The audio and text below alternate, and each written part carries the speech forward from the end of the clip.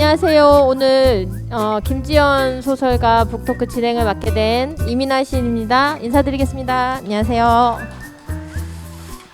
예, 진짜로 축제가 코로나 팬데믹으로 중단되었던 모든 축제가 지금 산타크로스 할아버지 자루 풀리듯이 지금 부산에 들어부었죠. 근데 이 와중에 진짜 부어라 마셔라 하지 않는 자리에 이렇게 오신 여러분 너무 감사합니다. 모두 환영의 박수를 보내겠습니다. 네, 반갑습니다. 지금 저희 추석 연휴 지나면서 정말 주변에 코로나 확진되신 분이 좀 많으셔가지고 되게 이거 카톡을 좀 제가 무음으로 코로나 때문에 거리두기가 조금 더 강화된 면도 있고 또 격리 중인 분도 있고 저만 해도 보수동 책방골목에 섭외되었던 강사분 두 분이 다 코로나 확진이 돼가지고 사업 취소를 했거든요. 그래서 3주 동안 홍보했던 거를 이제 이틀 전에 못 하게 되는 거죠. 근데 그거는 서로의 건강과 안전을 위해서 어쩔 수 없는데 오늘 저희가 이 자리에서 김혜영 평론가 시집 가지고 할 때만 하더라도 조금 풀렸었는데 그 후로 다시 이게 좀 또 꽁꽁 묶인 것 같습니다. 그래서 지금 이게 거리두기가 가능하긴 한데요. 어떻게 마스크를 좀 벗고 하시겠어요? 하고 하시겠어요? 그럼 본인들이 선택하시면 돼요. 그러고 와, 이제 나는 살겠다 뭐 이런. 그렇군요. 그러면 한번 모두 그래도 작가님 얼굴 한번 보여드리죠. 작가님. 네, 네, 예. 그래서 작가님은 벗고 하시죠. 응? 응? 네, 저는 괜찮거든요. 저는 뭐 한번 걸렸기 때문에. 저는 세게 걸리고요. 정말로 힘들게 회복했거든요. 제가 폐수술을 했어요. 3살 때 폐수술을 3개월 시한부 선고 받고 제가 죽을 시체 기증 각서도 쓰고 소송을 하지 않겠다는 서약까지 하고 수술을 했는데 살았단 말이죠. 코로나로 죽을 뻔했어요. 와, 그렇게 힘든 고통이구나라는 걸 제가 처음 알았는데 유리를 씹어 먹어보지는 않았지만 유리를 갈아서 목구멍으로 넘기는 느낌이라고 표현했거든요. 의사한테. 했더니 의사 선생님이 아주 정확한 표현이라고. 아주 정확한 표현이라고. 가만히 있으면 아프고 뭘 넘길 때는 오히려 괜찮다고 이렇게 얘기를 하시던데 어떻게 두 분은 괜찮으셨어요? 양순주 평론가님? 양순주 평론가님 그렇게 안 봤는데 거친 사람인 줄 알았더니 아니시군요. 예, 보호하시고 우리 김지연 평론가님 소설에는 계속 사람 투쟁하고 부딪히고 싸우고 거칠신데 코로나는 어떻게 잘 피하셨습니까? 맞서셨습니까? 어떠셨어요? 아, 그러셨구나.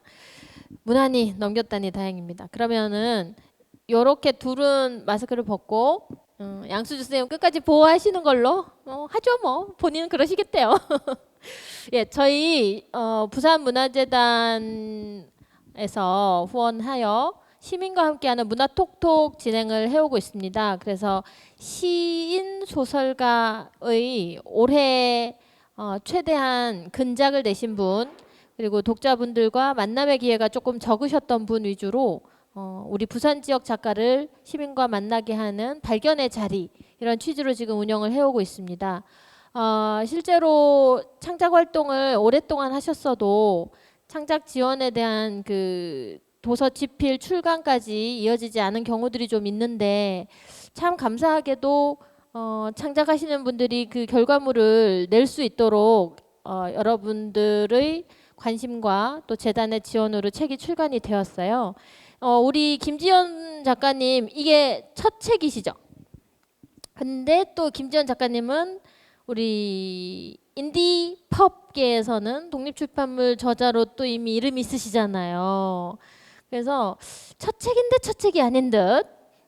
그런데 또 자기 작품집으로서는 첫 책이고. 그래서 먼저 작가님 음성으로 이 첫 책 저자라는 소개와 함께 또 어떤 느낌이신지 좀 소감 좀 들려주시면 좋겠습니다. 네, 그리고 이제 지금부터 마이크를 놓지 마세요. 네, 이제 본인이 오늘 주권을 잡으셔야 되기 때문에 마이크 켜시고 계속 쓰시면 되겠습니다. 네. 반갑습니다. 와주셔서 감사합니다. 네, 네, 소개해 주신 것처럼 파브리카는 첫 소설집인데요. 사실은 이전에 독립출판이라는 형태로 제가 출판사를 이제 아주 작게 운영을 하면서 여러 에세이집을 출간한 이력이 있기는 합니다. 근데 이제 요 책 같은 경우에는 제가 독립출판으로 저 혼자 만든 책이 아니고 출판사에 이제 계약을 통해서 처음 출간된 책이었기 때문에 사실은 굉장히 다른 과정과 다른 감각으로 냈던 책이어서 첫 책이 순서로는 아니지만 정말 처음 작업하는 어떤 형태로 만들게 된 책이어서 굉장히 다른 느낌을 받고 있습니다. 네. 그러면은 계약서도 처음 본인 책은 본인이 그냥 계약서 안 쓰고 내셨을 거고 그죠? 독립출판 하실 때는 그죠? 계약서 쓰실 때 느낌이 어떠셨나요? 늘 계약서는 좀 떨리더라고요. 늘 모르는 용어가 가득하고 네. 사실은 말로 설명하면 다 아는 내용이고 어렵지 않지만 그 용어로서 지면으로 맞이하게 되는 내용들이 늘 떨리는 감각이 있어서 그런 과정을 처음 하다 보니까 네. 출발부터 좀 굉장히 다른 느낌으로 시작을 하고 또 책이 나올 때도 다른 마음으로 좀 마무리를 지을 수 있었던 것 같아요.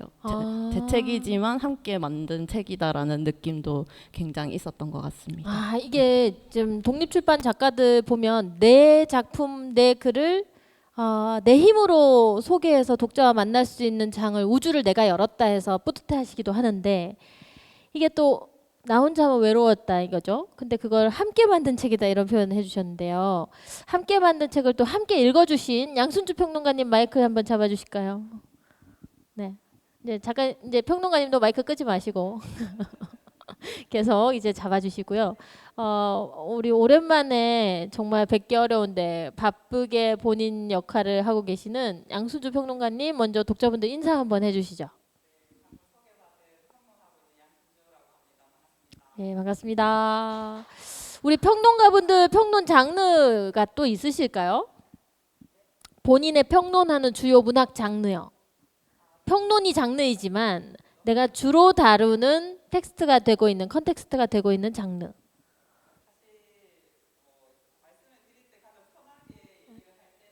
네. 요거 쓰시죠. 요거 내려놓으시고. 요거 하나씩 옆으로 한번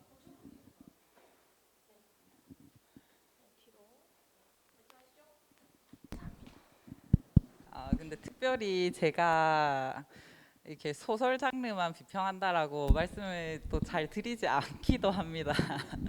그래서 그 주제적으로 계속 공부를 하고 있기 때문에 뭐 장르를 특별히 가리거나 그러진 않고 시나 뭐 소설이나 영화나 이런 것들을 다 보면서 평론 작업을 진행하려고 하기 때문에 특별히 어떤 장르에 국한돼서 평론을 하지는 않으려고 하고요. 그런데 워낙 네. 그 작가 회의 안에서 이렇게 활동을 하면서는 소설을 주로 비평을 하다 보니까 그냥 편하게 그냥 소설 비평을 한다라고 얘기를 하는 정도입니다. 그렇게 구분을 해야 되는군요. 저는 시집 드리면 경기하는 줄 알았어요. 소설 평론하신다 그래가지고 그렇구나. 저는 약간 난독이 있어서 긴 글을 이렇게 줄글을 읽기 힘든데 그래서 시를 쓰는 시인이 아니고 시를 읽고 있는 시인입니다. 이렇게 표현을 하거든요. 그러면 다 보시는군요. 영화도 보고. 네, 제가 관심 있는 주제와 관련해서는. 네, 그러셨구나. 오늘 또 새로운 면을. 뭐 저를 알아가는 시간은 아니니까 이유가 있어요. 왜냐하면 제가 이 문학톡톡 사회를 지금 올해는 다 제가 봐야 되거든요. 그래서 독자분들이 못 봐주겠다 이러면 이제 제가 바뀔 것이고 안 그러면 올해 연말까지는 제가 하게 돼 있는데요. 김지연 선생님을 저는 스텝으로 계속 봤단 말이죠. 창작자라는 생각보다는.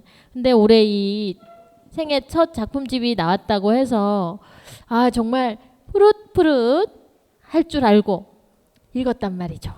아 근데 이거 읽고 오신 독자분 계실까요? 읽고 오신 분도 계시고 네네네. 야 이거 이제 몸살 나겠더라고요. 이제 어떠셨어요, 양순주 선생님? 그래서 여러 경험을 해보셨으니까 이제 이게 완충이 가능하신가 싶어서 제가 여쭤본 것이고 이렇게 푸릇푸릇 할 줄 알았던 책에서 이렇게 무거운 사회적 주제들이 막 진짜 이렇게 덮쳐오는 듯이 지필이 돼 있는데 일단 어떻게 읽으셨어요?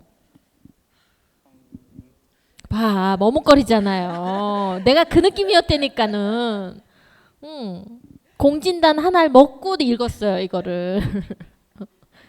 그래서 한마디로 사실 뭔가 압축을 하게 되면 네. 아무래도 좀 약간의 오해라든지 이런 게 생길 수 있으니까 그럼요. 그냥 작품 한 작품씩을 좀 구체적으로 들여다보면서 얘기를 해보면 좋을 것 같다는 그럼 생각입니다. 그럴까요? 네. 그래서 이 김지연 소설가님 지금 많이 긴장하셨길래 제가 이렇게 한번 예, 열어보았습니다. 그러면 오늘 저희 전체 순서 좀 말씀드리면은 양순주 평론가님이 좀 더 깊이 읽은 파프리카 읽기 같이 한번 짚어보실 거고요. 그리고 김지연 소설가가 추천한 본인 이 수록 작품 중에 가장 꼭 읽어주셨으면 좋겠다 한 작품이 구인이었어요. 제일 마지막 수록된 구인이었는데 또 이걸 낭독해 주실 동료소설가 오선영 작가님이 낭독할 작품으로 또 구인을 고르셨어요. 그래서 구인이 양순주 선생님이 짚어가신 순서상에는 뒤쪽인가요? 앞쪽인가요? 먼저 얘기하시나요? 뒤에 얘기하시나요? 좀 뒤쪽.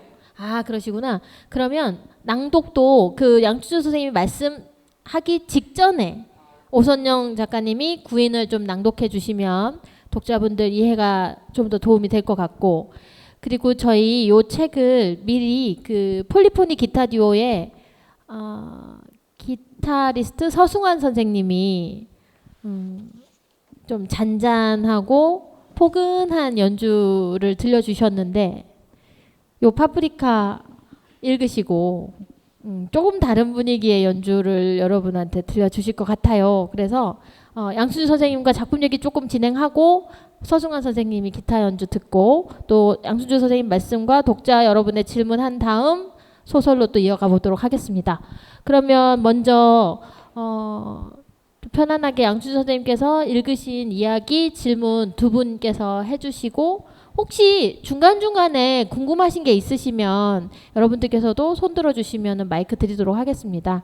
예, 그럼 시작해 주시죠. 네.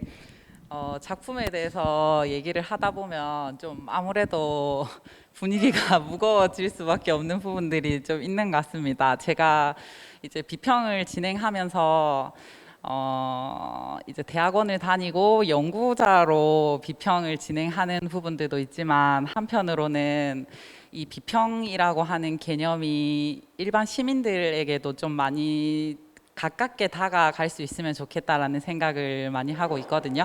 그래서 도서관이라든지 이런 쪽을 통해서 좀 비평을 이제 시민들에게도 좀 편한 방법으로 알리기 위해서 제 나름대로도 좀 고군분투를 하고 있는데 아무래도 좀 어떤 주제에 대해서 그리고 소설에 대해서 조금 더 면밀하게 읽고 이야기를 진행을 하는 과정을 이제 겪다 보니까, 그리고 아마도 이제 저의 성향상의 그런 문제이기도 하겠죠.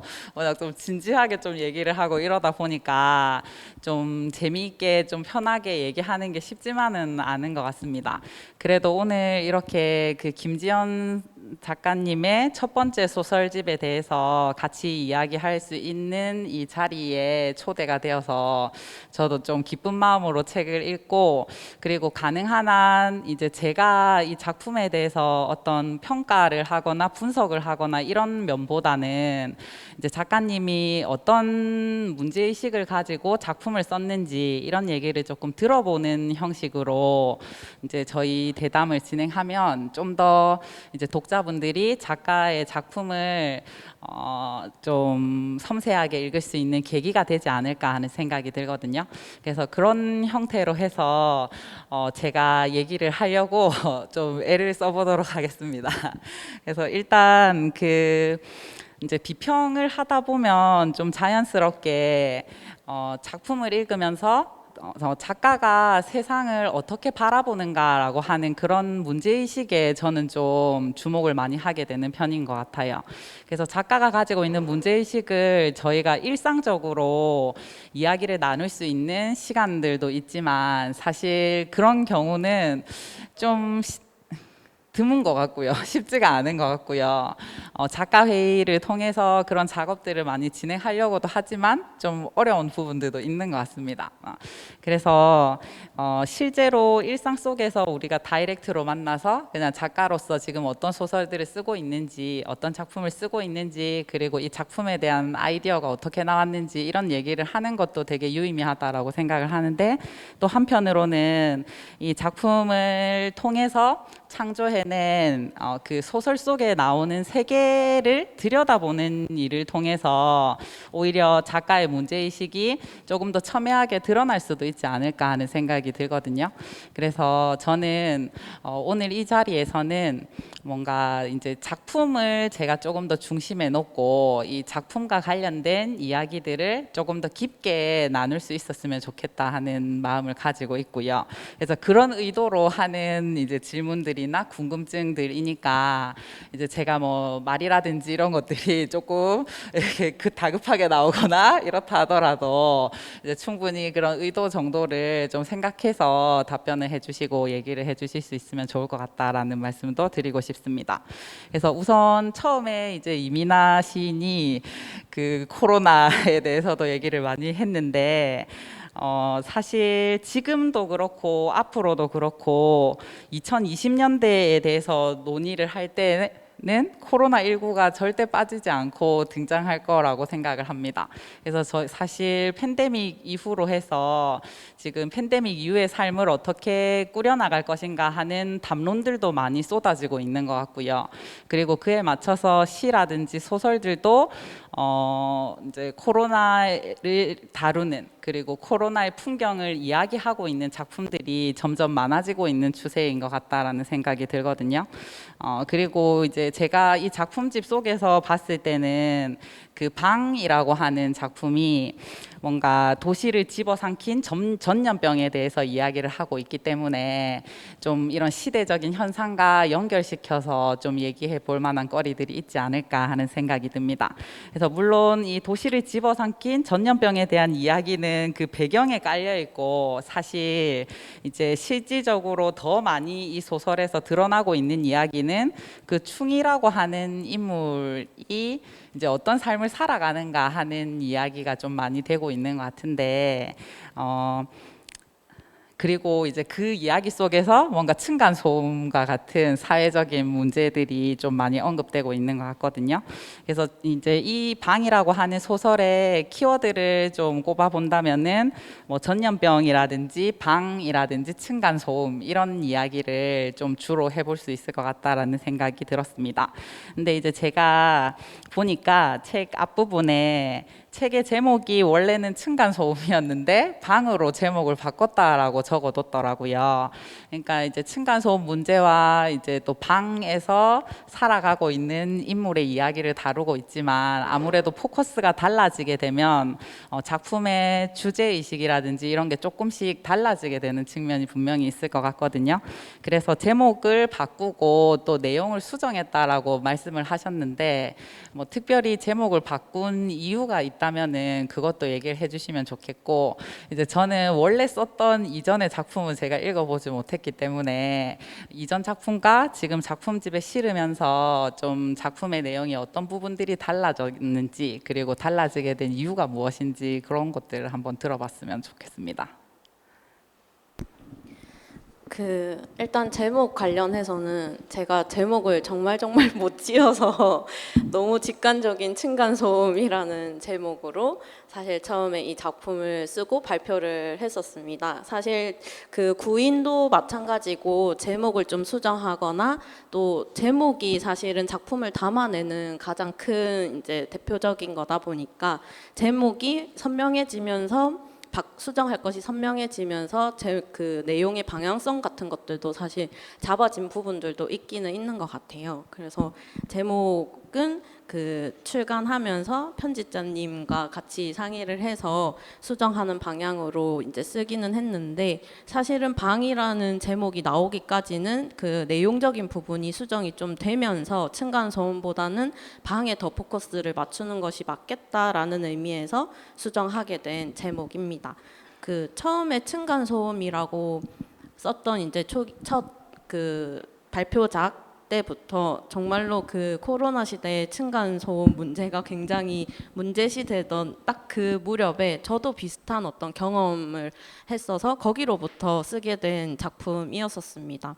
그 제가 2019년도에 그 등단을 하고 바로 이 작품 활동을 시작한 것이 아니고 중간에 한 1년 정도 외국에서 생활을 하다가 들어온 경험이 있는데 딱 들어오자마자 코로나가 터져서 사실 저는 들어오면 열심히 작품 활동도 하고 일도 하고 여러 가지 계획을 잡고서 외국에서 돌아왔는데 모든 활동의 어떤 방향 같은 것들이 막히고 정말로 제가 한 3개월 정도 집에 방에만 이렇게 박혀가지고 있던 경험을 하면서 다양한 경험들을 이제 하게 되었었어요.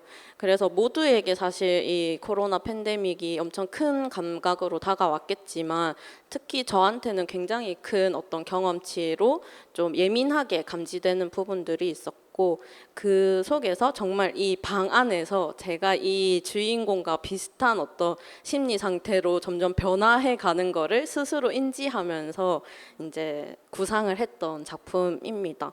정말로 위층과 싸움을 하겠다 이러고 있다가는 그런 어떤 심리적으로 저 스스로 막 쫓기는 그런 상황 속에 있었었고 사실은 이 작품을 쓰고 나서 그 감정으로부터 해소가 되었어요.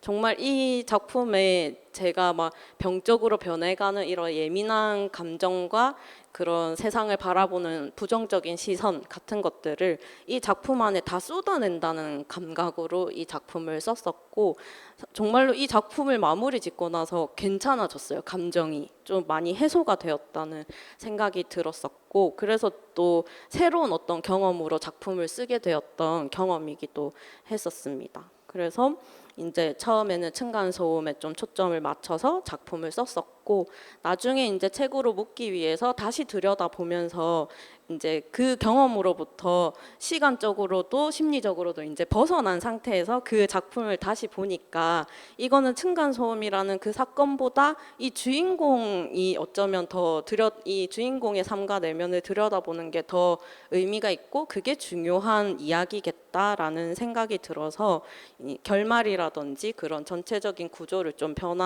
수정을 했고 그러면서 이제 제목을 새로 구상하면서 제가 또 제목을 못 짓다 보니까 직관적으로 이거는 방이 없으면 이 이야기는 불가능한 이야기겠다라는 생각이 들어서 방이라고 단순하지만 이렇게 제목을 짓게 되었습니다. 제가 보수동에서 그 보수동 책방 골목에서 서점을 하는데 이 톡톡을 처음부터 보신 분은 이 얘기를 매번 들으시겠죠? 오늘 오신 분은 처음 들으시겠지만 그 이제 그림책이나 시집이나 소설책의 제목들이 엄청 서술적으로 길어지거나 정말로 사물들을 던져주거나 또 새로운 용어들이 이제 탁탁탁 피투된 자아처럼 던져져 있단 말이죠. 책의 제목도. 그래서 뭐라고 딱 잡아 말할 수 없으니까 형용사로 끝나기도 하고 부사로 끝나기도 해요. 책 제목이 그렇게 잘 안 했었잖아요. 그래서 그게 정말 뭐라고 말해야 될지 모를 때 그럴 수밖에 없을 것 같다는 생각이 드네요. 예.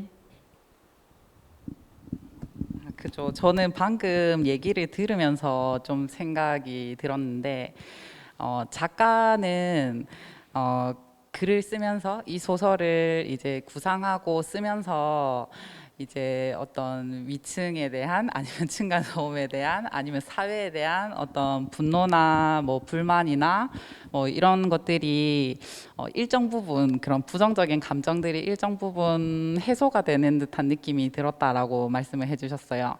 그런데 사실 이제 이 부분도 저는 함께 생각해 봐야 된다라고 좀 한번 체크를 하고 싶은데, 오히려 방이라고 하는 소설을 읽으면 뭔가 그런 감정들이 해소되기보다는 더 극대화됩니다. 작품을 읽으면 그 층간 소음을 일으키는 윗집에 그런 자기가 뭐 망상을 하는지 이런 그런 상태도 점점 더 극대화되고, 그리고 사회에 대한 어떤 불만이라든지 분노나 이런 것들도 막 견딜 수 없는 상태로 극으로 치닫게 되는 부분들이 분명히 보이는 것 같거든요. 그러면 이제 여기서 또 다른 질문이 가능할 것 같아요. 이거는 김지연 소설가에게도 해당되는 질문이지만 좀 다른 독자분들은 어떻게 소설을 읽었는지 이런 것도 또 좀 궁금해지거든요.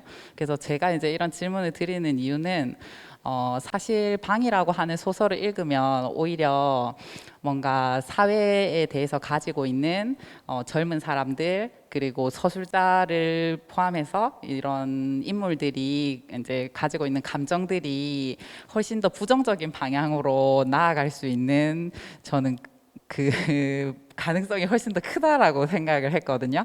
그런데 작가분께서는 오히려 뭔가 내가 가지고 있었던 그런 감정들이 조금 정리되고 해소되는 부분들이 있었다라고 해서 뭔가 그 갭을 좀 어떻게 생각하면 좋을지, 그래서 이건 꼭 뭐 어떤 답을 요구를 하는 건 아니지만 혹시 여기에 대해서 작가님도 좀 다른 생각이 있으시면 얘기해 주시면 좋을 것 같고, 그리고 독자분들께서도 혹시 방이라고 하는 작품을 읽으셨다면 좀 어떤 식으로 느꼈다라고 하는 점도 같이 얘기를 해주시면 좋겠다는 생각이 듭니다.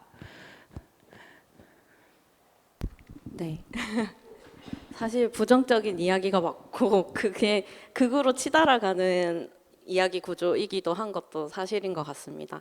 근데 그런 지점에서 저는 그 소설이라는 장르의 매력이 있다라고 생각드는데요. 이걸 실제로 그럴 순 없는 거잖아요. 실제로 내 감정과 이런 것들을 극한으로 몰아붙여서 갈 수는 없고, 근데 계속 내 내면에는 우글거리는 무언가들이 계속 생성이 된다면 이것들을 이제 안고 가든지 해소를 하든지 어떤 식으로도 이제 계속 남아 있는 것들을 제가 이제 들여다보게 될 텐데, 저에게는 소설이라는 장르가 그걸 막 펼쳐내서 풀어보는 어떤 정말 안전한 장치 같은 장르라는 생각이 있어요. 그래서 이 첫 소설집인데도 좀 왜 이렇게 무겁고 막 부정적이고 암울한 세계관 같은 것들이 있는 게, 어쩌면 제 내면에 계속해서 우글거리고 있는 것들을 마음껏 펼쳐나보는 장이 저에게는 소설이기 때문에 그런 것들이 좀 자연스럽게 나오게 되는 지점이 있는 것 같습니다. 그 속에서 방이 이제 저에게 가지는 의미가 그런 의미에서 해소가 될 수 있는 어떤 통로였다라는 것이고, 당연히 이게 서사적으로 어떤 긍정적인 결말을 향해서 가기 때문에 감정이 해소되거나 사건이 해결되는 의미로서는 아닌 것 같고, 저에게는 안전하게 나를 마음껏 들여다보고 펼쳐내보고 하는 어떤 세계였다라는 의미가 맞을 것 같아요. 그래서 그 이야기 구조 안에서는 좀 부정적인 측면이 없지 않아 있지 않나라는 생각은 하고 있습니다. 네.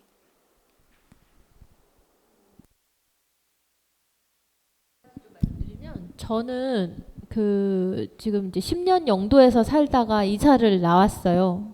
그래서 중앙동 원도심 예술인 창작공간 또따또가에 일기 입주 작가로 3년 있다가, 이게 우리가 붐업이 되고 나니까 이제 건물이 매각이 되고 제가 이제 퇴거 명령을 받고 나왔죠. 그래가지고 내가 있을 곳이 없구나. 이 책을 이고 지고 이제 12월 한겨울에 나왔어요. 그래서 어디 안 옮기려고 영도를 갔는데 10년간 있었죠. 그리고 제가 한 1년 정도 이사를 했어요. 1년 동안.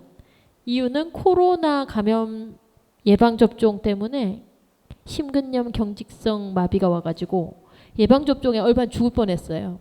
그러면서 경직이 되니까 무거운 걸 들 수가 없어서 이사를 책을 3권 옮기다시피 이렇게 이사를 했거든요. 근데 옮기고 나서 이사 간 곳에 어떤 분과 마주쳤는데 저도 방에서 나와 산책을 하고 있었고 그분도 그 공간 어딘가에 동아대 부민동 캠퍼스 앞의 빌라 어딘가에서 나왔을 텐데요. 나와서 마주쳤다가 그분이 욕을 하고 물건을 던진 거죠, 저한테. 그래서 6개월 동안 검찰 조사가 이루어졌는데 그분이 조현병 환자였다는 거예요.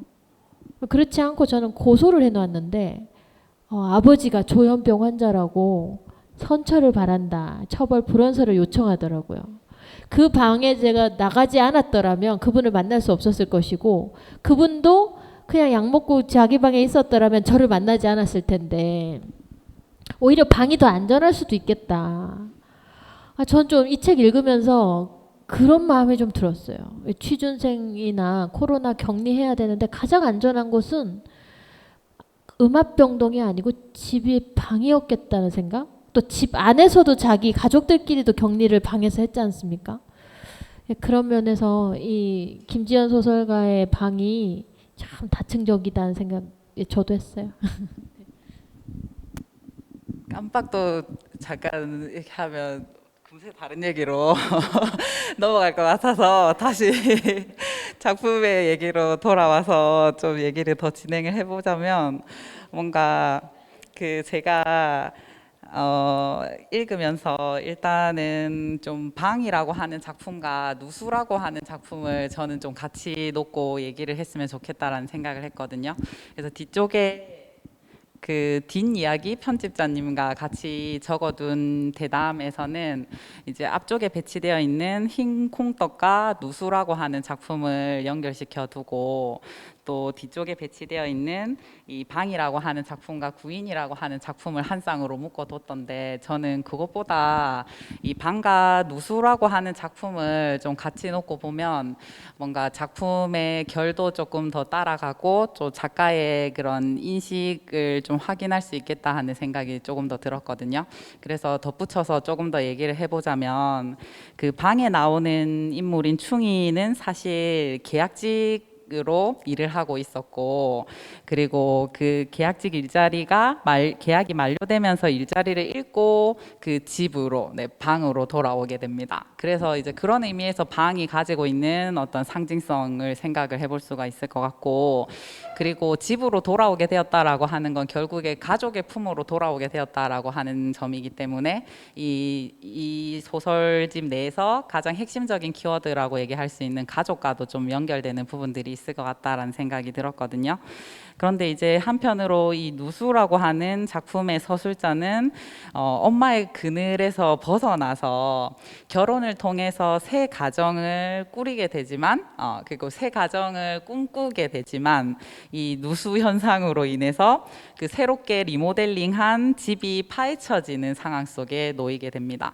그래서 전염병에 의해서 그리고 누수라고 하는 그런 사건에 의해서 결국에 뭔가 자신이 이루고자 하는 것, 자신이 원하고자 하는 방향을 가는 것이 가로막히게 되었다라고 저는 좀 생각을 했거든요.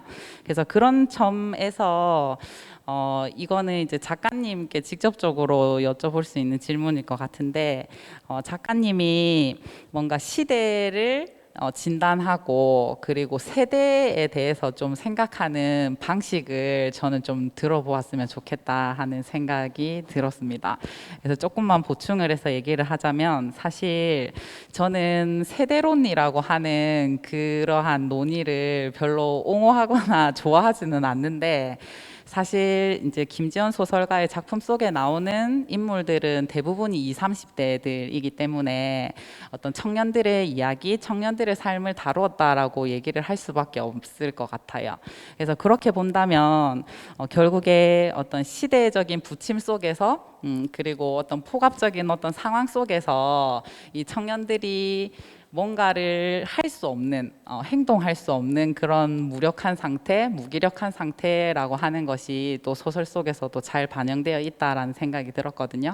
그래서 이제 그런 청년들이 놓여져 있는 위치에 대해서도 한번 좀 고민이 있다면은 얘기를 해주면 좋을 것 같고, 저는 이제 제가 이런 질문을 드렸던 이유는 사실 이 소설 속에서 나이가 든 그러니까 아버지 어머니 세대가 그려지는 방식이 꼭 청년과 좀 이제 중년 이상의 세대들 간의 어떤 갈등이나 차이가 좀 많이 부각되고 있다라는 생각이 좀 많이 들었거든요. 그래서 오히려 뭔가 이게 청년과 뭔가 중년 이상의 그런 세대 구분보다는 어떤 그 인물이 가지고 있는 특성 속에서 뭐 나오는 어떤 성향들을 좀 보여주는 방식이었다면은 조금 더 괜찮았을 텐데, 이제 그런 서술자들을 그릴 때마다 항상 어떤 늙은 뭐 나이 든 사람 뭐 이런 표현들이 사용되고 있어서 오히려 이제 그런 표현 내에서는 그런 세대 갈등적인 측면들이 좀 더 강화될 수 있는 그런 위험성도 좀 있을 것 같다라는 생각이 들었거든요. 그래서 그런 부분들을 좀 작가님께서 실제로 어떻게 표현하고 싶었던 것인지, 그리고 지금 청년들이 놓여져 있는 어떤 삶에 대해서도 또 본인이 또 직접 겪고 있는 것이기도 하니까 좀 그런 이야기들을 소설 속에 어떤 방식으로 녹여내고 싶었는지 이런 얘기들을 좀 해주시면 좋을 것 같습니다. 뭐 다 다른 어떤 이야기를 다루고 좀 색깔도 다른 작품들이기는 하지만 질문 주신 것처럼 결국에는 가족 이야기라고 저는 생각이 들어요. 여기에 들어있는 모든 이야기는 가족으로부터 출발한 이야기이고, 그게 꼭 어떤 극명하게 세대 간의 무언가를 다룬다라기보다는 정말로 그 부모에게서 잘 어떻게 독립할 수 있는가, 이 지점에서 아직 선명한 어떤 한국 사회에서 답을 찾지 못하고 있고, 저 스스로도 그런 감각을 가지고 있다라고 생각이 들어서 늘 제가 구상하는 이야기들에는 단독자인 청년인 나가 등장한다기보다는 그 부모와의 관계 속에 내 주변 간의 세대 간 속에 나로 계속해서 저를 인지하고 있기 때문에 그런 식의 어떤 이야기 구조를 계속 생각할 수밖에 없게 되는 것 같습니다. 그런 의미에서 누수랑 방은 그게 좀 선명하게 보여주는 작품이기도 한데요.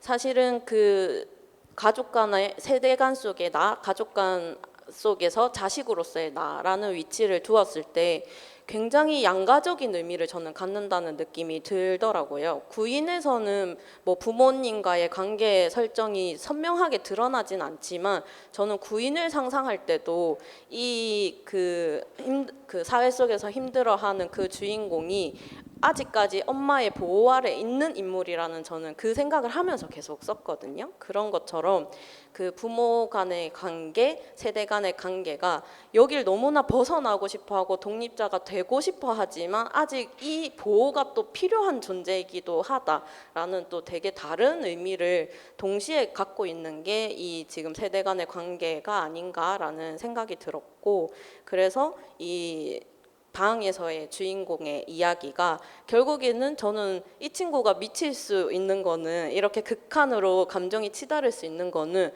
부모님이 집이 있었기 때문이라고 저는 생각했어요. 얘가 돌아올 것이 있었으니까 안전하게 얘는 지금 자꾸 미쳐갈 수 있다라고 저는 생각을 했었어요. 정말 자기가 돈을 벌어와서 자기의 노동을 통해서 자기 방을 만들어내야 되는, 그러니까 안전한 지대로서 부모와 가족이 없는 사람이라면 이렇게 미칠 수조차 없다고 저는 생각을 했었고, 이 주인공이 이런 심리 상태를 가질 수 있었던 거는 사실은 자기는 가족에게서 마치 분리된 사람처럼 보이지만 가족의 보호 아래 있기 때문에 돌아올 방이 있다라는 생각을 계속 했던 것 같습니다. 그런 의미에서 누수에서도 독립된 개체인 것처럼 자기는 되고 싶어하고 행동하지만 사실은 어머니와의 표면적인 관계 혹은 세대 간의 관계 안에서 어떤 식으로든 긍정적인 무언가를 아직 찾지 못한 상황이었기 때문에 누수라고 하는 사건이 약간 상징적으로 보여지지만 그 안에서 어떤 희미하나마 저만의 뭔가를 찾아보고 싶었었고, 그게 저는 어머니와의 이렇게 단순하게 그 긴 세월을 갑자기 탁 풀 수는 없잖아요. 그래서 거기에서 한 걸음 사실은 좀 떨어져 있는 그 누수 공사를 하러 오신 그 세대의 그 사장네 부부와의 관계를 통해서 희미하게나마 뭔가 소통의 가능성을 저는 보고 싶었다라는 생각이 들었습니다. 그래서 그 단순하게 사실 생각하지 않으려고 하면서 쓰기는 했었거든요. 얘가 너무 자꾸 부모 세대를 미워하거나 아니면 동정하려 하거나 뭔가 그런 식의 시선을 형성하려고 할 때마다 그거 아닌데 라는 방식으로 누수 사모님이 계속 툭툭 던지는, 그런데 사실 저는 되게 포인트를 두고 그런 어떤 소통의 가능성을 좀 다르게 한번 볼 필요가 있다라는 생각을 하면서 구상을 했었습니다. 그렇게 본다면 그 흰 콩떡이라고 하는 작품에서 누수로 이렇게 나아가는 이제 지점을 좀 생각해 볼 때, 사실 저는 흰 콩떡이라고 하는 이 작품을 읽었을 때 엄마가 너무 이제 드러나지 않는 부분들이 있어서 저는 그게 조금 아쉬웠거든요, 개인적으로는. 왜냐하면 요즘은 워낙 그 젊은 여성 작가들이 작품을 많이 쓰고 있고, 그리고 페미니즘이라고 하는 그런 문제의식 하에서 여성들의 서사라든지 모녀의 서사들이 많이 다루어지고 있는 시대라는 생각을 많이 하거든요. 그래서 그런 측면에서 볼 때에 뭔가 아버지와 나의 관계성에 더 초점을 많이 맞추고 있고, 사실 되게 엄마는 처음으로 제주도 여행을 갔는데 그 여행을 누리지 못하는 상황 속에 놓여져 있기 때문에 저는 이 엄마에 대한 이야기가 조금 더 많이 혹은 다른 방식으로 좀 펼쳐질 수 있으면 좋겠다 하는 아쉬움이 있었거든요, 그 작품만 읽었을 때는. 그런데 지금 얘기를 들어보니까 이 흰 콩떡에서 좀 얘기되지 못했던 부분들이 좀 누수를 통해서, 그런데 누수에서도 사실 이제 그 대형 누수 사장님과 사모님에 대한 이야기가 주로 펼쳐지고 있기 때문에 엄마는 전면적으로 다뤄지지 않는 부분은 여전히 남아 있는 것 같아요. 근데 이제 작가님이 지금 충분히 이제 그런 이야기를 통해서 엄마를 간접적으로나마 좀 이해해 보려고 시도했던 작품이다라고 말씀을 해주셨는데, 그러면 이제 앞으로 쓰게 될 작품에서 조금 기대를 할 수밖에 없습니다. 혹시 그 어머니에 대한 얘기, 엄마에 대한 이야기를 꼭 뭐 전면화시키지 않더라도 좀 구상하고 있거나 좀 생각하고 있는 부분들이 있다면 그것도 한번 들려주시면 좋을 것 같아요. 그 흰콩떡에서 아버지와의 그 관계로 어쨌든 제 첫 등단작이기도 한데 어머니가 아니라 아버지였던 거는 어쩌면 쉽게 이야기할 수 있어서가 아닐까. 엄마라는 존재와 엄마와의 관계보다는 사실은 그런 지점이 없지 않다고 저는 봐요. 그래서 어머니와의 관계, 모녀 간의 어떤 서사, 그런 것들을 이제 생각했을 때 너무 크기도 하고 아직 어떤 식으로 이제 다루어야 나만의 이야기가 될지, 그런 지점들은 계속 제가 찾아 나가야 되는 부분이라고 사실은 생각하긴 합니다. 근데 그거를 좀 다른 방식으로 한번 다뤄보고 싶다라고 하는 시도를 하기는 했었습니다. 그 여기에는 실리지 않았는데 변신이라고 하는 작품은 어머니를 변신시켜 버리거든요. 그래서 그 어떤 지점에 그런 사건을 목격한 자로서 딸의 입장에서 이제 이야기를 구성을 해보았던 작품인데, 그 여기 질문을 이제 나중에 해주시기도 하겠지만 이 책에는 실리지 않았어요. 사실 발표된 걸로 치자면 누수보다 더 빨리 발표는 했었던 작품인데, 여기에서 이제 뺀 이유는 그 이야기까지 가기에 제가 너무 먼 이야기를 지금 빨리 서투른 방식으로 다뤄버렸다는 게 저 스스로도 그 작품을 쓰고 나서 느껴졌던 바였었고, 아직 그 이야기를 잘 다루기 위해서 내가 아직 한 단계씩 올라가야 되는 어떤 단계들이 있다라는 생각이 들어서 어쩌면 그 작품으로 잘 다가가기 위해서, 그 작품을 나중에 다시 잘 다뤄보기 위해서 이 한 권의 이 많은 작품들이 마치 계단처럼 하나하나씩 이렇게 써내어서 묶인 그런 소설집이라는 생각이 듭니다. 그래서 어머니와의 이야기는 꼭 다뤄보고 싶은 이야기 중에 하나기도 해서 아직까지 저에겐 좀 큰 숙제로 남아 있는 것 같습니다.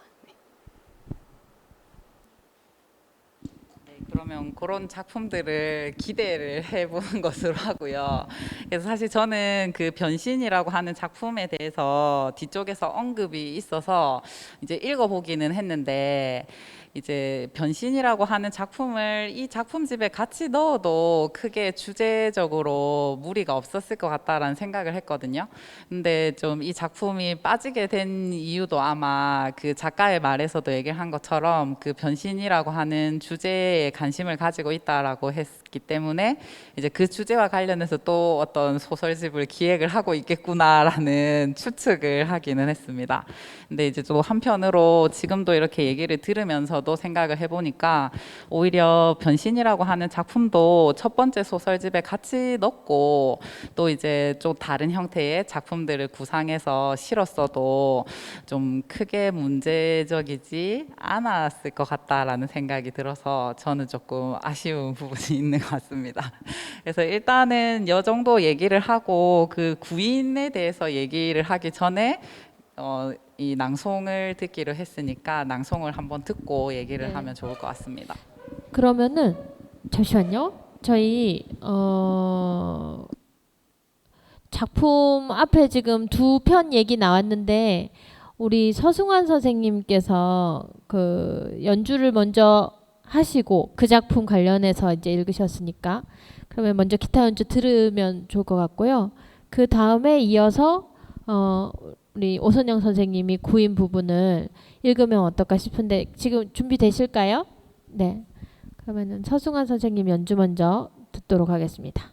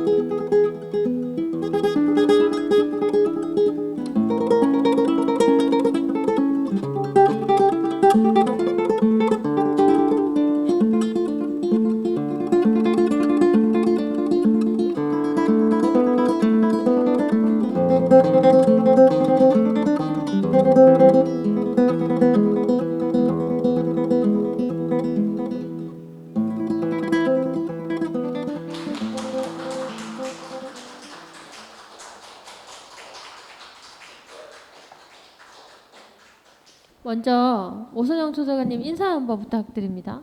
예. 사무국에서 화면 준비하는 동안 이야기 좀 하시죠. 네, 안녕하세요. 네. 낭독을 맡은 소설 쓰는 오선영입니다. 네, 반갑습니다. 네. 박수 부탁드립니다.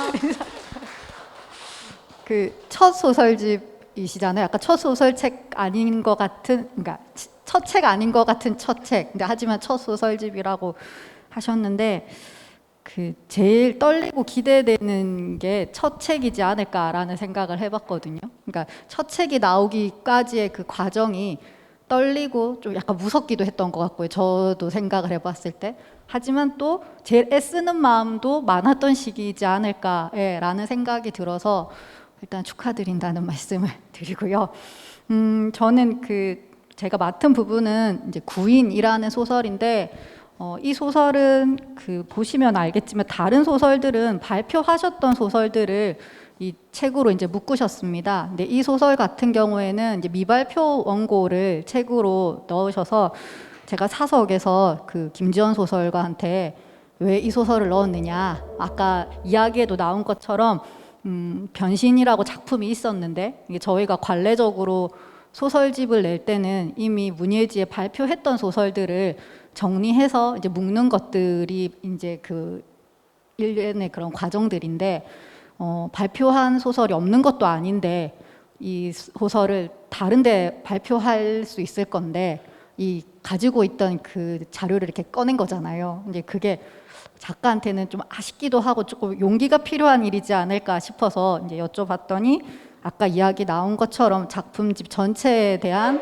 어떤 완성도나 무게감 때문에 이 소설을 넣었다라고 말씀을 들었어요. 그래서 이 첫 책에 대한 그 작가의 그 약간 결의 같은 느낌도 저는 좀 들었고, 혹은 또 배짱, 나는 이 원고를 보여주겠다라는 한 번도 보이지 않은 원고를 내 소설집을 통해 출사표를 던지겠다라는 그런 느낌도 들어가지고 잘 이 소설을 선택했고 또 잘 읽었습니다. 그래서 저는 이제 이 소설의 첫 부분 도입부에서 이제 분위기가 나는 부분을 찾았고요. 제가 이 소설에서 구인에서 제일 좋았던 부분은 가장 마지막 장면인데, 가장 마지막 장면을 제가 낭독하면 이 소설 안 읽으실 것 같아가지고 서두에 분위기 까는 부분만 가져왔습니다. 그래서 궁금하신 분은 구인을 꼭 읽어보시면 좋지 않을까라는 생각이 듭니다. 낭독하겠습니다. 예. 비 내리는 오후가 수개월간 이어졌다. 예보되지 않은 장마였다. 연일 역대 강수량을 갱신하고 매일매일이 장마의 신기록이었다. 세상은 온통 회색이었다. 밤이면 검정에 가까운 회색이었고 낮이면 흰색에 가까운 회색이 되었다. 회색에는 경계가 없었다.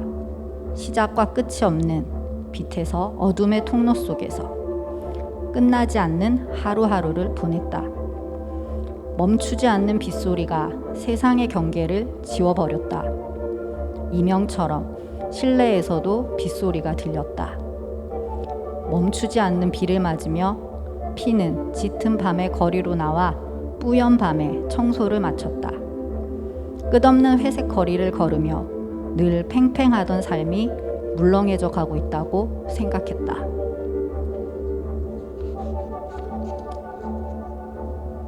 비명이 한 차례 더 터졌다.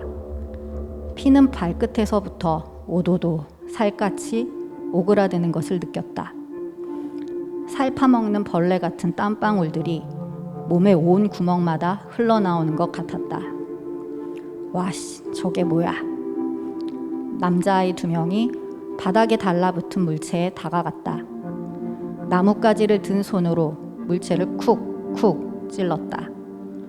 미끈하고 붉은 몸이 살짝 움직였다. 한 아이가 나뭇가지를 던지며 소리쳤다. 야, 이거 지렁이다. 졸라 큰 지렁이. 성인 팔뚝만한 굵기의 기다란 몸이 구불텅구불텅 느리게 움직였다. 움츠리고 펴지는 주름 사이사이로 살갗이 팽팽해졌다가 쪼그라들었다. 온 힘을 다해 쥐어짜듯 마디들이 앞으로 몸을 옮겼다. 지렁이를 둘러싸고 있던 사람들이 지렁이의 움직임을 따라 물러섰다. 지렁이가 자신을 향해 머리를 돌리자 나뭇가지를 쥐고 있던 남자아이가 팔을 힘껏 휘둘렀다. 작대기질의 붉은 몸이 움찔거렸다. 피의 옆에 서 있던 여자가 흡 숨을 멈췄다. 붉은 몸이 요동칠수록 아이의 힘이 더욱 거세졌다. 마지막 작대기질에 몸이 터졌다. 검붉은 핏물이 아이의 바지가랑이로 튀었다. 마치 누가 그랬냐는 듯 아이가 셀쭉거리더니 울음을 터뜨렸다. 마그네슘이 모자란 사람처럼 피는 오른쪽 뺨이 움틀거리는 게 느껴졌다.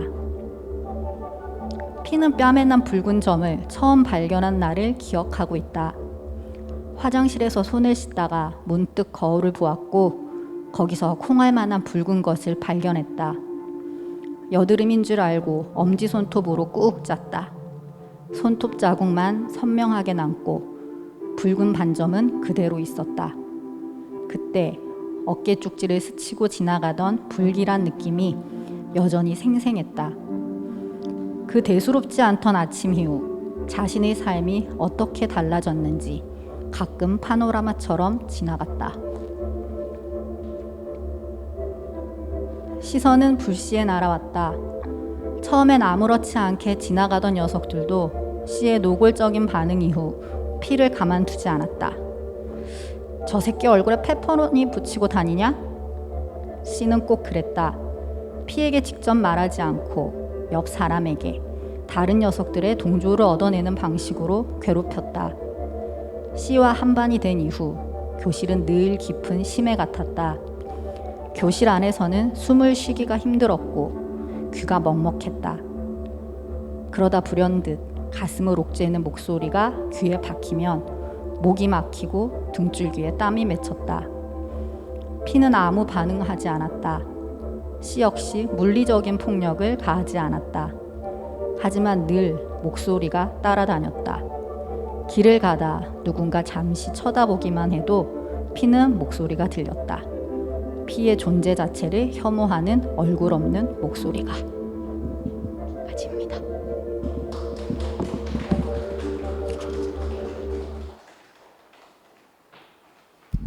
김지연 소설 읽다 보면 제가 이거 읽고 비 오는 날 용두산공원 걷다가 함부로 못 걷겠더라고요.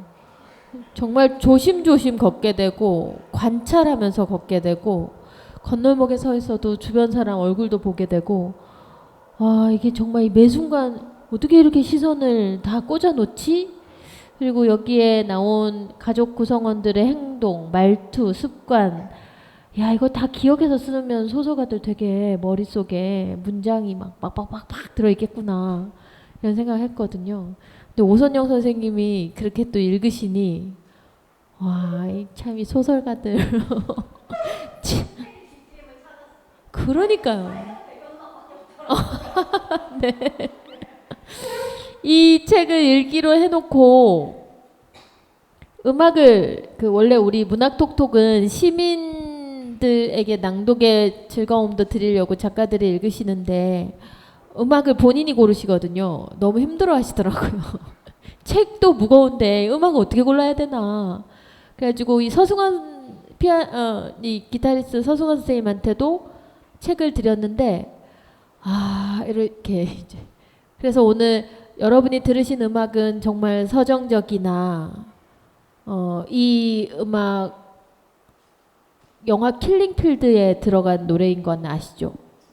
그 이제 변주가 되었지만 영화 킬링필드가 그 뚜올슬랭의 학살의 현장 저는 청하익 수용소와 뚜올슬랭 다녀왔는데 서 있는 것만으로도 정말 몸이 이렇게 힘들어지는 곳 그 기억을 확 같이 떠올릴 수 있는 어우 정말 어우 예, 한번 꼭 다시 한번 보시기 바라고 이 구인도곡 읽어보시길 바라고요. 예, 이어주십시오.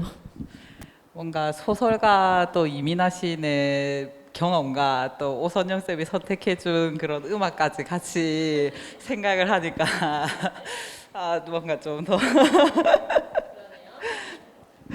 그래서 일단 그 오선영 소설가가 얘기를 해주었지만 이 구인이라고 하는 작품을 조금 소개를 해주어도 좋을 것 같다라는 생각이 들거든요. 그래서 사실 이제 항상 평론가들도 작품집을 읽을 때에 뒤쪽에 보고 발표된 순서를 체크를 해서 이제 오래된 시기부터 해서 작품을 보게 되는 경우가 많은 것 같은데 이제 그런 걸 저도 중간중간에 간지해서 보다 보니까 아, 이 작품은 미발표작이구나 뭐 신작인가 좀 이런 생각을 했거든요. 그래서 더 많이 눈길이 갔던 부분들도 있어서 이제 이 작품을 소설집 속에 배치하게 된 이유라든지 그리고 이 작품을 좀 구상하게 된 그런 계기 또 이제 이 작품에 대한 애정이 있으면 그런 것들도 좀 편하게 얘기를 해주시면 좋을 것 같습니다. 애정이 없지 않겠지. 없지 있죠. 네, 칼을 갈고 이걸 언제 발표할까? 네, 애정이 많은 작품이고 그 의미는 사실 쓰기는 이제 훨씬 이전에 쓴 작품이기도 합니다. 그래서 사실 흰콩떡보다도 더 먼저 써두었던 작품이고 이걸로 이제 미루어 짐작해 봤을 때 저는 되게 다크하게 사실은 굉장히 습작을 많이 했었던 것 같아요. 지금 이제 돌아보니까. 근데 흰콩떡이 당선이 되는 바람에 저도 저 스스로의 어떤 갭 차이를 의식을 안 할 수가 없더라고요. 이전에 이제 제가 써오던 어떤 스타일 같은 것들, 제가 좋아하는 이야기들, 이런 다루는 방식들, 이런 것들이 습작 기간 동안에 이제 있었는데, 그런 작품들보다 흰콩떡이 등단작이 되니까 어떤 지점에서 그러면 나는 계속 작품을 써 나가야 될까? 어떻게 나아가야 될까? 이런 고민을 사실 많이 했었어요.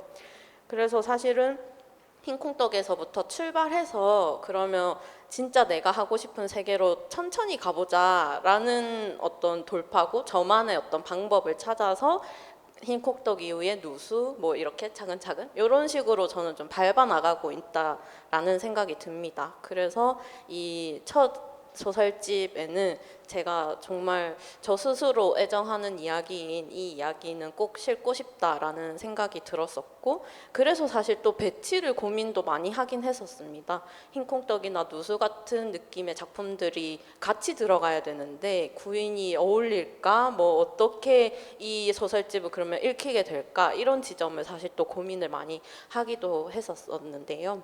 사실은 되게 아끼는 이야기이고, 이런 식의 세상을 바라보고 이런 식으로 뭔가 사람에 대해서 생각하는 거는 아주 오래전부터 계속해서 생각을 키워오던 그런 세계관이기는 합니다. 저에게는. 네, 그렇습니다. 그리고 사실은 구인이라고 하는 제목도 아까 말씀드린 것처럼 정말 제목을 못 지어서 처음에 요 작품 초고 상태에 있던 작품의 제목은 진짜 그냥 대왕지렁이였거든요.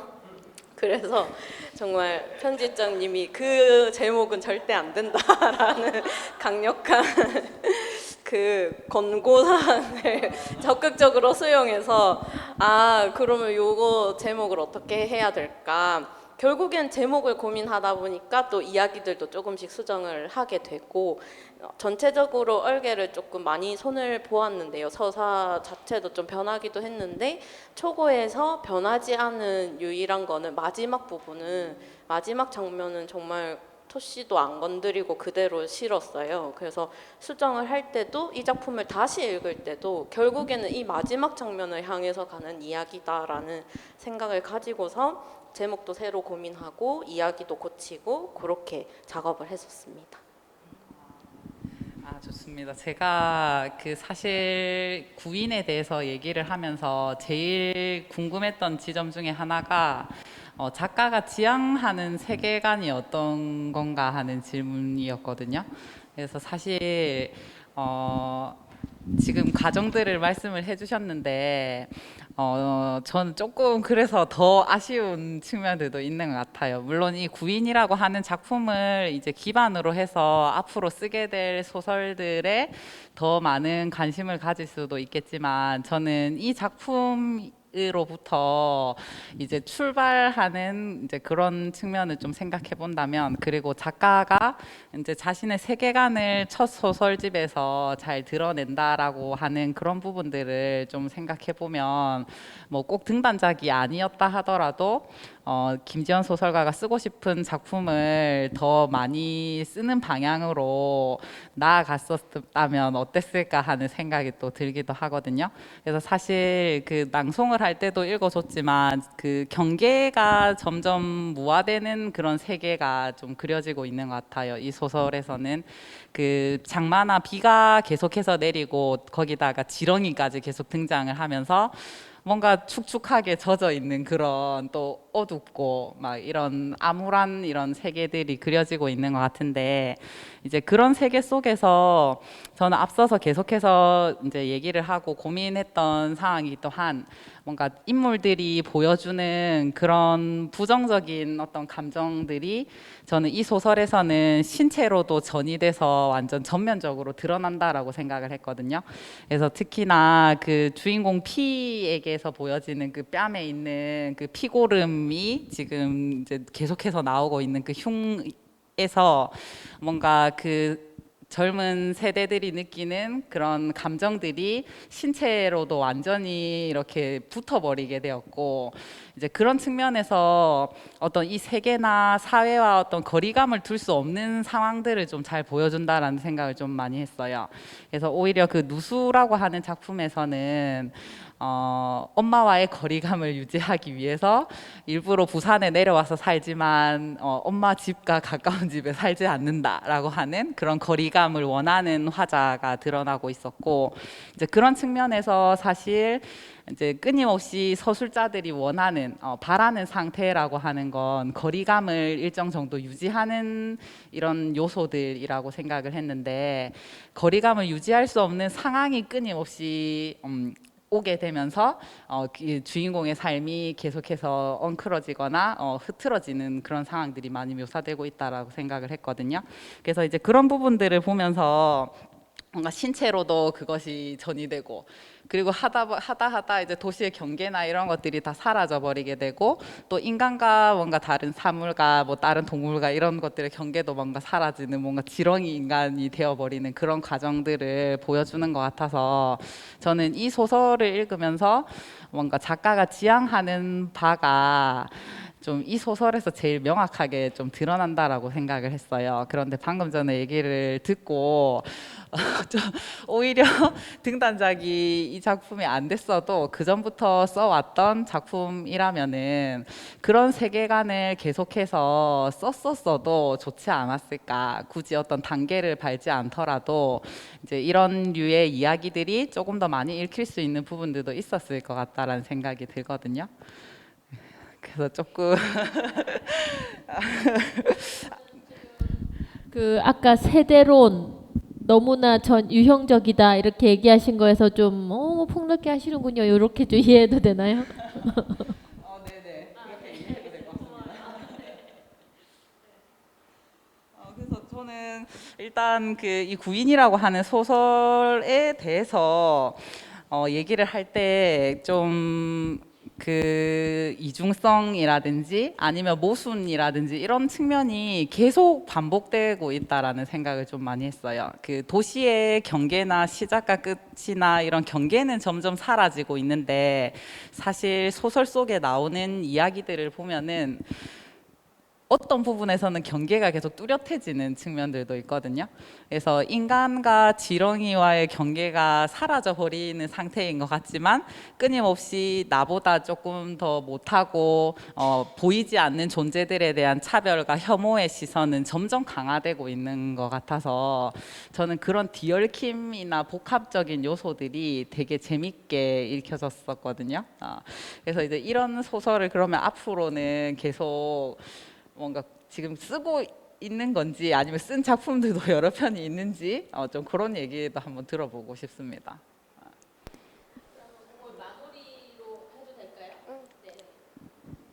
네. 좀 오랫동안 가지고 오고 있는 삶에서 저의 어떤 고민이나 생각하는 지점들의 어떤 스타트를 보여주는 작품이 사실 구인의 세계관에 좀 들어있기는 합니다. 경계라고 하는 그 감각, 내가 서 있는 곳을 자꾸 경계에 서 있다라고 저는 되게 인지를 많이 하거든요. 그래서 그 제가 운영하는 출판사 이름이 4시 50분인데 출판사 이름으로 되게 생소한 이름이라서 다들 물어보시거든요. 무슨 뜻이냐고.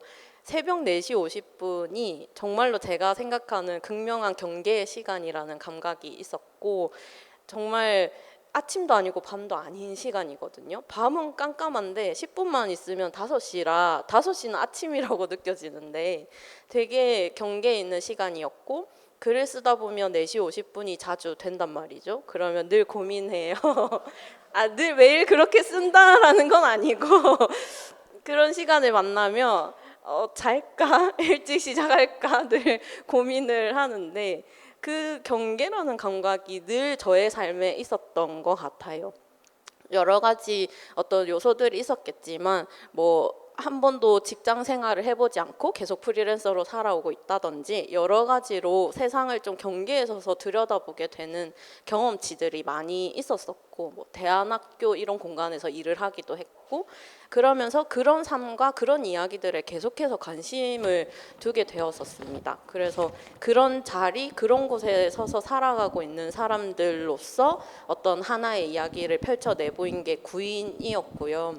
그랬을 때 그 경계에 있는 존재들이 이 사회 속에서 느끼는 것들은 뭘까, 처하게 되는 상황들을 뭘까라고 했을 때 그 중에 너무 자주 폭력적인 상황 속에 잘 놓인다라는 생각이 들었고 그게 이제 최근에 혐오라는 형태로 다양하게 이제 더 심화돼서 나고 있다라는 지점이 있다고 생각을 하기도 했었습니다. 근데 저에게 그 혐오라는 거는 분명히 반드시 신체도 연관이 되어 있고 신체적으로도 가해지는 거라고 저는 생각이 들었었고 여기에서 나오는 인물이 그 자기가 가지고 있는 신체적인 요소가 상대에게 아무런 폭력적인 어떤 상황을 야기하지 않는 요소임에도 불구하고 그것 단순히 그 형태적으로 다른 어떤 요소를 갖고 있다는 것만으로도 혐오의 대상이 되고 폭력의 대상이 되는 것들 그게 저는 지렁이라고 하는 대상에서 똑같이 느꼈었거든요. 늘 비가 온 뒤에 길을 나가면 수많은 지렁이들이 있는데 그 지렁이가 뭐 나쁘고 선하고 이런 거 생각조차 하기 전에 일단 놀라고 시작하잖아요. 걔는 아무것도 하지 않았고 그냥 거기 있을 뿐인데 그 존재를 맞닥뜨리는 것만으로도 일단 놀라고 시작하고 저는 그게 일면 혐오의 감정과 좀 비슷한 일면이 있다라고 생각이 들었어요. 너무나 이렇게 순간적이면서도 확 직감적으로 이렇게 오는 감각이 혐오가 분명히 그런 특성을 가지고 있다라고 생각을 했었고 그게 신체적인 어떤 다르게 생긴 그런 지점들에서 우리는 자주 그런 감정들을 느낀다라는 생각이 들었었고 그런 경험치들도 없지 않다라는 생각도 들었었습니다. 그래서 그걸 좀 끝까지 한번 밀고 들어가서 들여다보는 작업을 해보고 싶었고 당연히 제가 자주 지렁이를 보고 놀랐기 때문에 나는 왜 이러나 이걸로부터 출발을 하기는 했었습니다. 그렇게 해서 생각하게 된 이야기이고 그렇다면 결국 그 경계에서 살아가는 인물들이 마주하는 세상이 이렇게 상황들이 되어가고 있다면 자기가 느끼는 게 이런 위협이나 폭력적인 것들이라면 여기서 어떻게 나아갈 수 있을까 사실은 할 수 있는 게 없잖아요. 같은 폭력을 행사한다고 해서 똑같이 뭐 이길 수도 있는 것도 아니고 그런 지점에 서서 결국에는 끝까지 생각을 해보았을 때 그 맨몸으로 나아간다라는 형태 그런 이미지로 저에게는 상상이 되었었고 되게 암울하고 우울한 이야기이지만 사실은 저는 여기에서 약간의 희망을 가지고서 이 작품을 마무리를 지었었거든요. 그래서 저에게는 그런 어떤 이 세계관에 대해서 계속해서 가져가 보고 싶은 출발선에 있는 작품이라는 생각이 듭니다. 네. 뒤로 갈수록 더 듣고 싶으나 우리에겐 정해진 시간이 있어서 이 김지연 작가님 책 구성도 뒷부분에 사실 작가의 말은 있는데 뒷이야기라고 해서 그 출판사의 장현정 대표랑 이게 주고받은 이야기인가요? 예, 이게 뒷이야기가 편집자가 임명선 씨랑 같이 또 주고받은 이야기군요. 그래서 이렇게까지 그 작품이 완성되어가는 과정 이렇게 크리틱을 하는 과정을 독자한테 잘 소개 안 하죠. 이 책 편성이. 그래서 여러분이 출판 과정에 참여하는 느낌도 한번 가져보실 수 있지 않을까 이런 생각이 들고요. 지금 정말 꼼꼼히 읽어주신 양순주 선생님 마무리 한 말씀 좀 부탁드리겠습니다. 저의 마무리는 별로 필요가 없을 것 같고 사실 질문하고 좀 얘기하고 싶은 것들이 조금 더 많기는 한데 워낙 좀 시간이 이게 정해져 있다 보니까 또 다루지 못한 작품들도 있어서 조금 아쉬운 부분들이 있습니다. 그래서 제가 이제 마지막으로 그냥 하나 질문을 던지면서 마무리를 했으면 좋겠는데 네. 뭔가 중간에 저희가 잠깐 가족에 대해서 이야기를 했어요. 그리고 작품에서 뒤쪽 이쪽의 뒷이야기나 그리고 작가의 말을 통해서도 가족이 나에게 가장 중요한 그리고 제일 많이 고민을 해야 되는 타인 중에 한 사람이다라는 얘기를 하고 있더라고요. 그리고 이제 작가의 말에서 또 이제 앞으로 새롭게 가족이 될 짝지에 대한 이야기도 잠깐 있었던 것 같습니다. 네, 그래서 제가 사실 이제 이 소설에서 가족은 사실 저희도 벗어날 수는 없지만 끊임없이 벗어나고 싶은 그 존재들이 가족들이다라는 생각이 들거든요. 그래서 그런 의미에서 저는 그 가족을 이야기할 때 김지연 소설에서는 가족이 울타리가 되어주기도 하지만 한편으로 끊임없이 가족이라는 굴레 그 속박에 얽매여서 뭔가 앞서 얘기했던 그런 독립적인 개체가 되지 못하는 좌절을 경험하는 것들도 많다라는 생각이 듭니다. 그러면 이제 그렇다라고 했을 때 사실 저희가 이 가족이라고 하는 개념은 그대로 가져가되 그것의 의미가 조금 달라질 수 있는 부분을 저는 소설가들이 고민해야 된다라고 생각을 하거든요. 그래서 그런 측면에서 이 가족을 구성할 수 있는 요소들이 조금씩 바뀔 수 있다면은 그리고 바뀌게 하는데 어떤 역할을 할 수 있는 게 소설이다라고 한다면 김지연 소설가가 그 가족에 대해서 생각을 할 때 그리고 작품을 쓸 때 특히나 좀 중요하게 생각하는 요소가 있는지 그리고 아니면 현실에서 여러 가족들과 관계를 맺을 때에 내가 가장 놓치지 않고 중요하게 생각하는 어떤 요소가 있다면은 그것도 한번 얘기를 해주셔도 좋을 것 같다라는 생각이 듭니다. 이게 끝내자 하니까 시작을 해버리면 참 난감하네. 아, 네, 말씀 짧게 해주세요. 네, 사실 제일 어려운 질문인 것 같아요. 사실 그런 명확한 답이나 가족에 관해서 제가 선명한 어떤 생각 같은 것들을 가지고 있었다면 계속 가족 이야기를 쓰진 않았을 거라는 생각이 들 정도로 계속해서 고민하는 부분들이기는 한 것 같습니다. 가족에 대해서 어떤 지점을 나는 들여다보고 싶은 걸까? 도대체 무슨 이야기를 이렇게까지 하고 싶은 걸까? 이 고민으로서 계속 저는 작품을 또 쓰고 있다라는 생각이 드는 것 같아요.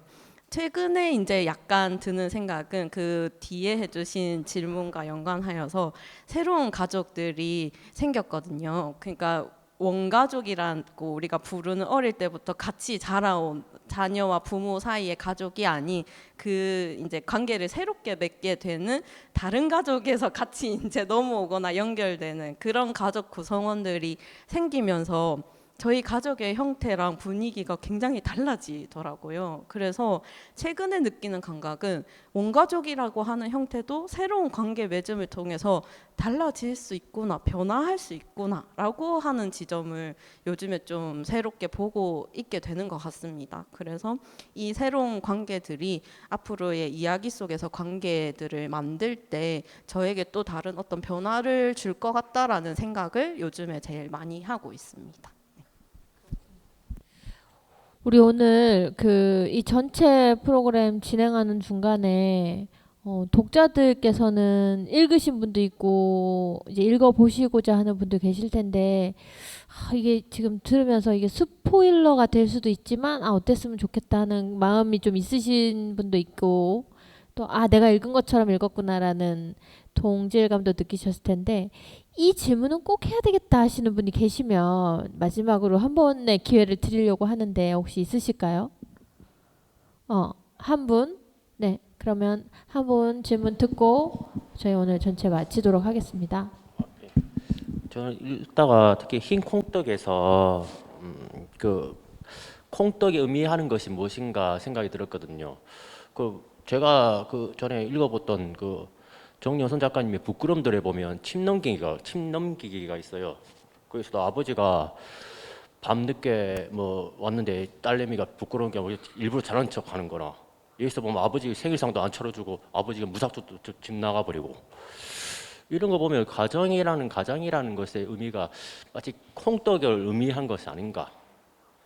그 자녀들은 콩떡이 아닌 다른 떡을 뭐 좋아해서 먹고 아버지 콩떡을 치워버리다가 내다 버리고 마치 그 콩떡의 의미가 아버지를 의미하는 것은 아닌지 가장의 그건 아닌지 또한 혹시 그 개인적인 경험인지 모르겠는데 혹시 작가님이 그 가정사가 조금 그런 거와 비슷한 건 아닌가 겪은 느낀 걸 그런 걸 적은 건 아닌가 그런 생각을 한번 해보게 됩니다. 네. 짧게 한번 답변해 주시죠. 네. 항상 네. 짧게 여쭤봐서 죄송해요. 아버지로 읽으셔도 뭐 좋고 뭐 아버지가 가족들에게 관계 맺고 싶어하는 자기만의 방식이 사실은 흰콩떡인 것 같아요. 자식들 아무도 안 좋아하고 맛없다고 생각하는데 자기는 계속 흰콩떡을 주는 걸 사랑이라고 생각을 하고 그걸 갖다 버린 걸 보면서 붕괴하잖아요. 그런 어떤 자기만의 소통하고 싶은 자기만의 어떤 방식이지 않을까? 왜냐하면 자기에겐 너무 소중한 음식이잖아요. 밥 시키니를 잘 못 먹을 때 자기 배를 채워주고 자기에게 너무나 의미 있는 어떤 도구 그 음식인데 가족들은 뭔가 알아주지 않는 그런 음식이기도 해서 그 어떤 그런 의미가 아닐까라는 생각을 합니다. 네. 아까 마무리하자 그랬는데 시작했던 양순주 선생님처럼 이 작가의 말 159쪽에 이래요. 믿었던 사람이 돌변하는 본색을 드러내는 이야기. 최근 스마트폰 메모장에 쓴 메모다. 무슨 상황이 벌어지는 장면도 있고 뭐 그렇다. 이게 낯선 순간들을 포착하는 게 소설가의 촉수라고 하면 일상적이고 익숙하지만 그걸 계속 지적해주는 사람도 소설가인 것 같고 또 몰랐던 것 같은데 그걸 왜 몰랐어? 라고 또 꾸짖어주는 것도 소설가인 것 같아요. 우리 집에서 각자의 방어 기제와 각자의 핵심 가치가 가족과 어떻게 부딪히고 소통하고 있는지 한번 되짚어보게 해주는 소설 집. 그 구인과 함께 파프리카 여러분 많이 읽어주시고 같이 이야기해주시면 고맙겠습니다. 오늘 아쉽지만 저희 양춘주 선생님의 추가적인 질문은 뒷풀이 자리에서 더 들어보면 좋겠고요. 오늘 이 자리는 여기서 마무리하도록 하겠습니다. 오늘 모두 감사합니다.